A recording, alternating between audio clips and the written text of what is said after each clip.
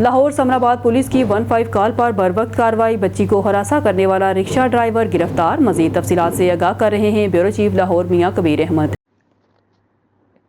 जी बिल्कुल, समनाबाद पुलिस की 15 कॉल पर वक्त कार्रवाई। बच्ची को हरासा करने वाला रिक्शा ड्राइवर गिरफ्तार। यतीम 14-15 साल रदाए ज़ैनब अपने मामू के साथ समनाबाद रहती थी।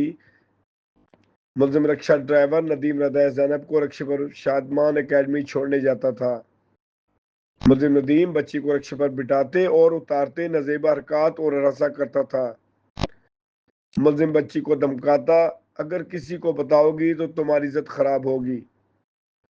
बच्ची ने रिक्शा ड्राइवर के हरासा करने पर घर बताया तो मुलजिम मौके से फरार हो गया।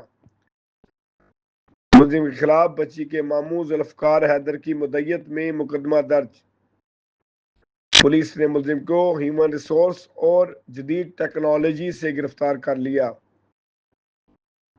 एसपी डॉक्टर मोहम्मद उमर की एसएचओ समनाबाद फराज अहमद और पुलिस टीम को शाबाश। बच्चियों को हरासा करने वाले मुलजमान बिल्कुल काबिल बर्दाश्त नहीं। SP doctor Mohammad Umar.